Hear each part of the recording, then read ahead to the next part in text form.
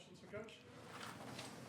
How do you explain the shift between the first half and the second half, and how quickly that thing got lopsided on you? Yeah, I mean, big thing we talked about all throughout the week is, finding a way to use the emotions of the night in our favor, and wanted to get the crowd into it right away. They were phenomenal right from when we started senior night.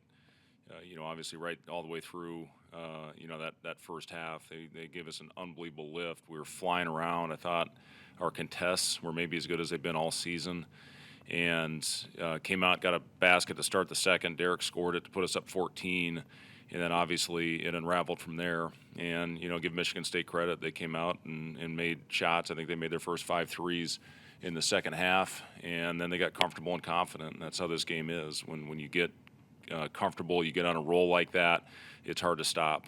We've handled adversity beautifully all year. We really have, especially in this latest stretch. And obviously that did not happen tonight. And a lot of it had to do with them knocking down shots. But I didn't think our contests were as spirited in the second half, obviously, as they were in the first. And then they hit some bombs at the end of the clock, to really create separation. It's disheartening. It hurts.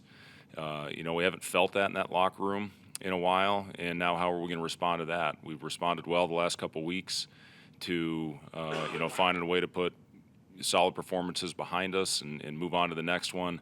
It's disappointing. It's a hurt locker room, and got to find a way to put it behind us. We're playing Iowa Sunday, looks like they had an unbelievable performance tonight, what they did against Michigan State in their last one. And we got to learn from the mistakes that were made. And, we played some pretty damn good basketball tonight for a good, healthy chunk of that game. I heard Tom say this after their Iowa game. They played 38 and a half minutes. It's probably their best basketball of the season. We played, unfortunately, 24 really good minutes of basketball. And then, when they got rolling, it was hard to shut them off. You're up 10 with, I think, 14 minutes left. What do you think marked that drought? I know there were 2 offensive fouls in there, but there were 8 missed shots as well. Yeah, and some turnovers. That way, had some good looks that we didn't knock down. We had too many turnovers in the second half, and you got to find a way to get a quality shot up on the board. They capitalize off turnovers, and even though we got it handed to us the first time, we actually took pretty good care of the ball in East Lansing tonight. 14 turnovers led to, I think, 20 points, and then the second chance. That's really what kept them in the game, I thought, in the first half, was the 8 second chance points. And, they were more physical than us. We talked about taking care of the glass, and we'd have a pretty damn good chance to win the game. But, again, they got comfortable, and some of that was off our turnovers. Mr. Coach? All right, thanks, guys. I got one more, Fred. Obviously, a super disappointing night, but Jamarcus Lawrence had one of his best games. I guess what his evolution, and obviously it's kind of picking a bright spot in a dark day, but what did you take away from his performance? Yeah, I mean, Jamarcus, he got us off to a great start again, very similar to what he did against Minnesota when he knocked down shots early in that game. I think he had 9 early points in that game and got himself to the free throw line. And tonight he was confident in his shot. He rose up without any hesitation.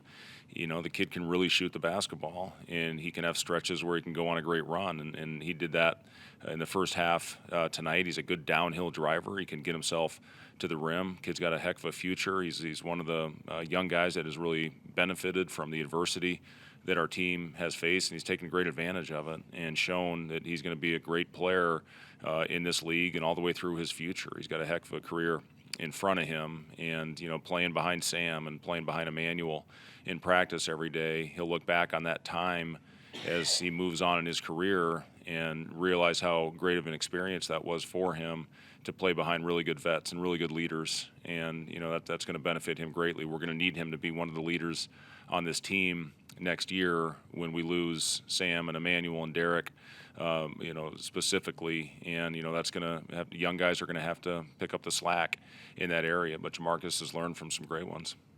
All right.